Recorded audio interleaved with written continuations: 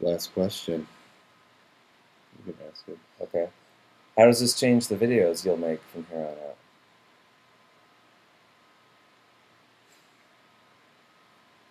In a lot of ways, I'd say it won't.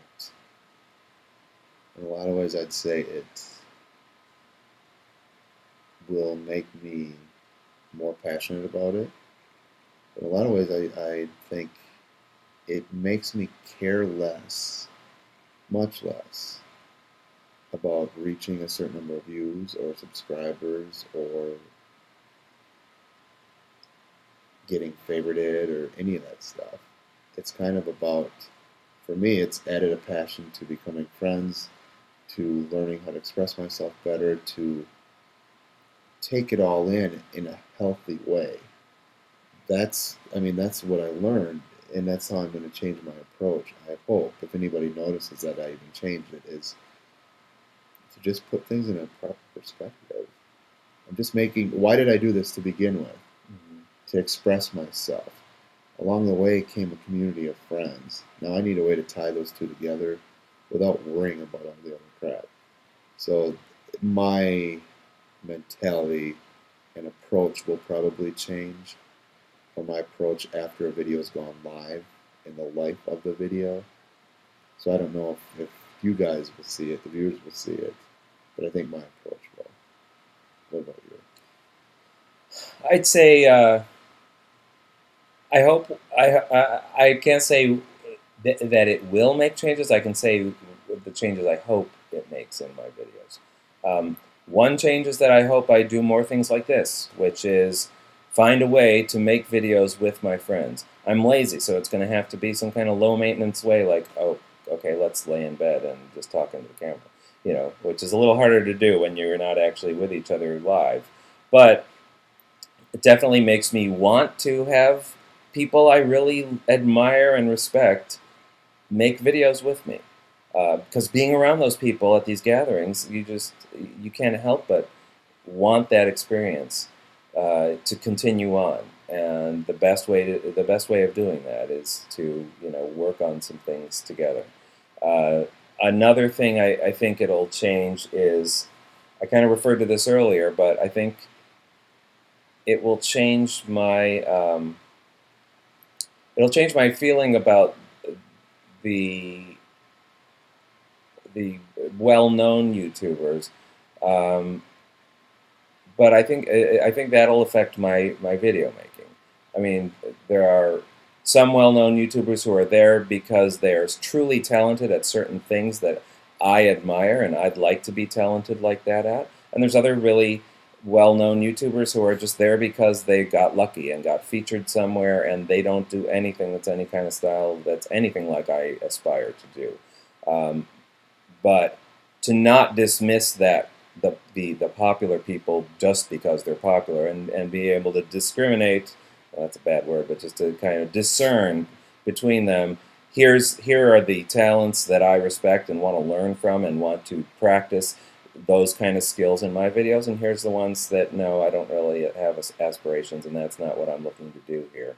Um, and draw inspiration both there and from all my friends and people whose talents I respect wherever I've met them.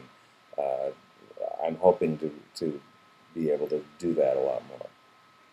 And I think the other thing is I'm learning to not be afraid to ask people to collaborate based on their number. Mm-hmm. A lot of times people are willing to do things Mm-hmm. and help you and be cool, and they might have triple what you have for subscriptions or whatever, um, because there's just a lot of people who want to get involved and just want to collaborate. And so it's not always about these tiers. It's people don't think to ask each other, and there's a lot of people who just like making videos. And I think, yeah, I agree that we've seen a lot of our friends who are like, they don't necessarily care about the production values because they just want to have some fun. Mm-hmm. Then there's other people we are friends with that are just becoming master filmmakers in front of us. So it just shows you can really, what's your perspective? what do you want out of it, and try to have a healthy perception and perspective based on that goal. Mm-hmm. So we have been talking, hold on, an hour almost. This is very representative of a typical This is evening, a late actually. night, yes, except there's no beer. There's no beer, yeah, because we wanted to be able to speak at Yes, least. this is just us very tired. Anything you want to add to this? Any final? I guess I would just like to close by saying that I am so lucky to have found YouTube and to have found all the people on YouTube, and every gathering I go to just brings me closer. Not, but it doesn't just sink me into a clique. It brings me closer to the people I already know. It brings new people into my awareness that I can start getting to know, and then future gatherings will probably help cement those relationships. So to me, it's completely crucial to my YouTube experience to be able to go to more gatherings. And it started a year ago. I went to 777, and I was very nervous, and I hadn't talked to very many people at all there, and yet I met Katie, and we kind of bonded, and we kind of clung to each other, and it's just snowballed from there. And so the gatherings to me are no less important than making a video for my channel. But I think too, the gatherings are important, and you have power to do it yourself. If you know somebody who lives 2 hours away, be smart about it. Meet in a public place, and gain trust, and don't be stupid. But take that chance and meet somebody you think you could be friends with, or that you are friends with. Um, that's unfortunately where I live. There's not a lot of gatherings, so I've made them happen. The few that I have, and I plan to do more of that, and plan to maybe do a Wisconsin gathering, or Chicago, or something closer to home for me. Um, you know, make it happen. If you have friends you're close with, or somebody you appreciate their videos, send them an email and tell them. Or don't be afraid to ever ask them if they want to Skype or email or something. There's going to be some people who don't want to do that, or depending if the person asking is being too needy or too. There's ways where you don't want that necessarily, but if you are genuinely becoming friends with somebody, take it to the next level, and don't let a YouTube gathering make it happen, because it it doesn't always happen in your backyard, and it doesn't always happen in a way that it's financially feasible to make it happen.